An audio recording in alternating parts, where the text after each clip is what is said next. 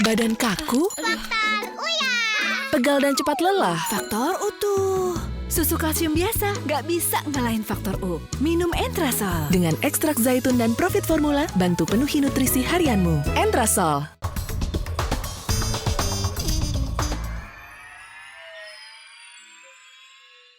Dipersembahkan oleh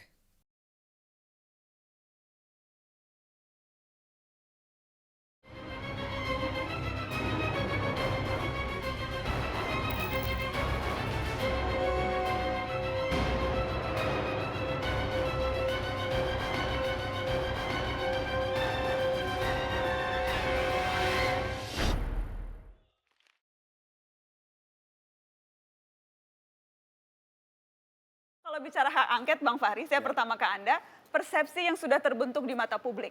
Fahri Hamzah itu sangat anti KPK. Fahri Hamzah itu mau KPK lemah. Karenanya tidak heran, yang paling nomor satu mengusung hak angket, yang ketok buru-buru, yang diprotes orang se-Indonesia ya Fahri Hamzah. Kenapa benci KPK Fahri Hamzah? Begini, ini adalah negara demokrasi, ya. Mari kita bicara tentang pikiran-pikiran dan perbedaan pendapat. Ya. Kita menikmati demokrasi ini karena ada kebebasan untuk setuju dan tidak setuju. Saya itu kalau koruptor, seharusnya saya tidak berani mengkritik lembaga yang memiliki kewenangan yang extrajudicial dan sangat eksesif dalam penggunaan kewenangannya. Kalau saya adalah koruptor, tentu saya tidak berani mengkritik.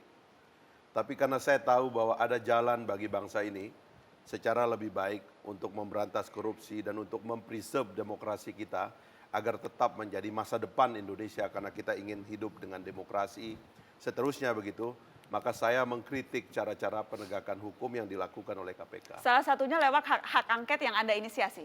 Ya, sekarang ini ujung kan, saya sudah mengkritik KPK 12 tahun dan saya tahu bagaimana sulitnya. Selama saya menjadi anggota DPR, saya mengkritik itu. Saya tahu bagaimana rumitnya perjalanan ini. Karena mungkin tidak semua orang melihat apa yang saya lihat. Tapi yang saya katakan kepada diri saya, kepada hati saya adalah, kalau Anda benar, kebenaran Anda bawa mati, soal popularitas itu temporer. Kenapa Anda berbeda dengan Fahri Hamzah? Ya, karena pertama, pembukaan informasi yang sudah masuk ranah pengadilan, itu bisa dibuka di dalam proses pengadilan. Proses penyidikan dan penyelidikan. Itu yang pertama. Yang kedua, Undang-Undang Nomor 14 Tahun 2008 mengenai asas Undang-Undang Keterbukaan Informasi, informasi yang sudah masuk dalam proses pengadilan adalah informasi yang mendapat pengecualian untuk dibuka ke publik. Nah, sehingga kalau misalkan hak angket ini digulirkan, kemudian terbentuk, menjadi sia-sia dan tidak bisa mencapai tujuannya. Ini sebetulnya bagian dari drama politik yang berulang-ulang dimainkan oleh DPR. Saya inginnya diskusinya bukan hanya sebatas retorika, Iya, tetapi apa? konkretnya argumennya. Bagaimana kemudian hak angket ini justru bisa memperkuat KPK, Bang Ini Fahri? dibuka, publik jadi tahu banyak hal. Hak publik dong untuk tahu. Publik tuh harus tahu apa yang terjadi dalam lembaga negara, kita bongkar isi perutnya. Bahwa tidak ada lembaga yang suprem. Semua diatur dalam konsep tata negara. DPR tidak suprem, KPK juga tidak suprem. Kalau mekanismenya di DPR, maka kekuasaan kehakiman, karena pasal 24 ayat 3 bilang bahwa kekuasaan badan-badan lain, termasuk KPK dalam kekuasaan kehakiman, adalah lembaga yang mandiri. Mandiri maksudnya tidak kemudian diawasi oleh DPR. Kemandirian mereka itu dibuktikan di peradilan. Kalau mau dibuka, tunggu saja Bang Fahri, proses peradilan, semua akan dibuka di sana. Kalau perlu Bang Fahri datang nonton bagaimana proses peradilan itu. Jadi terbuka, tidak ada suprem-supreman. Tapi bagaimana dengan soal-soal lain yang sudah terjadi dan ini merusak tatanan kita semua? Bagaimana pertanggungjawaban publik KPK terhadap Budi Gunawan dan lembaga kepolisian? Ketika Presiden mengajukan dia sebagai Kapolri ke DPR, artinya lembaga eksekutif menyetujui dan telah menyeleksi secara intelijen, secara macam-macam Budi Gunawan adalah calon Kapolri. Begitu dia masuk KPK, saya dapat WA atau BlackBerry dari Abraham Samad minta dukungan akan menetapkan Budi Gunawan sebagai tersangka. Saya bilang ke dia hati-hati. Tapi betul besoknya mau di fit and proper test, KPK pimpinannya berdiri dengan mengatakan, ini loh buktinya Budi Gunawan itu tersangka begini gitu. Akhirnya dia jadi tersangka, tetapi kemudian ada fit and proper test. Lolos di DPR, judicial review pra peradilan dilakukan oleh Budi Gunawan. Lolos juga di pengadilan. Jadi eksekutif, legislatif, judikatif telah membebaskan Budi Gunawan. Dia bersih, seharusnya dia jadi Kapolri. Tapi ini komunitas anti korupsi ini terus berteriak, akhirnya dia tidak dilantik. Budi Gunawan pada saat itu kita tetapkan sebagai tersangka. Kemudian ada proses pra-peradilan dan kemudian ada putusan pra-peradilan pada saat itu. Seberapa kontroversial pun putusan pra-peradilan, itu adalah institusi pengadilan yang kita hormati. Nah, ketika kita menghormati institusi pengadilan kemudian dibilang melanggar hukum, saya tidak tahu argumentasi apa lagi yang akan disampaikan. Kalau kita tanya ya, katakanlah ada 10 anggota DPR, kita tanya kira-kira apa tujuan dari angket ini, masing-masing 10 orang itu menjelaskannya berbeda-beda sesuai dengan versinya.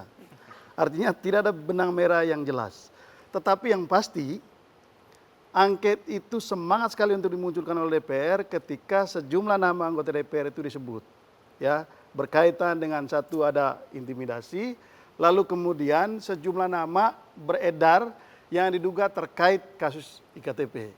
Apalagi salah satu yang disebutkan itu adalah Ketua DPR. Gitu. Karena itu ini memang sulit sekali bisa dihindari bahwa angket ini tidak lebih dari upaya untuk membela rekan sejawat. Ini terminologi membela kawan sejawat itu tidak dikenal dalam politik. Ya itu saya kira fatal itu cara melihat persoalannya itu. Di DPR ini ada 560 orang, konstituensinya berbeda-beda, partainya berbeda-beda. Orang itu bisa saling makan dan saling tikam. Itu biasa dalam politik kasar begitu. Sikap KPK sudah kita sampaikan pada hari kedua RDP dengan Komisi 3. Jadi kita bilang pada saat itu, sebenarnya soal hak angket ini saat itu kita tidak bicara tentang banyak hal yang dibicarakan sekarang oleh sejumlah anggota DPR yang berbeda-beda tersebut. Kita hanya bicara satu hal ketika itu dikaitkan dengan hak angket, ketika Komisi 3 meminta KPK membuka rekaman proses pemeriksaan Miriam pada saat menjadi saksi. Kita bilang kami tidak bisa memberikan itu karena kami patuhi aturan hukum yang berlaku. Prosesnya sedang jalan di penyidikan pada saat itu. Keterangan novel disampaikan di persidangan yang bisa menilai adalah hakim. Maka kita sampaikan dengan segala hormat kita tidak bisa membuka itu. Kemudian ada tanggapan yang mengatakan bahwa kalau itu tidak bisa dibuka di sini, kita akan lakukan angket. Ya, kita tidak berpikir sejauh itu karena kita berasumsi sangat positif pada saat itu. Anggota DPR, apalagi Komisi 3, sangat memahami aturan hukum yang berlaku. Dan kita bilang kami tidak bisa membuka itu dan sikap itu masih sama sampai dengan saat ini. Saya mau mengklarifikasi, jadi sempat ada ancaman untuk angket kalau rekamannya tidak dibuka? Saya kira publik melihat pada saat itu rapat dilakukan secara terbuka. Pembicaraan soal hak angket hanya bicara terkait dengan rekaman. KPK diminta membuka rekaman proses pemeriksaan Miriam. Tidak ada pembicaraan yang lain. Dipersembahkan oleh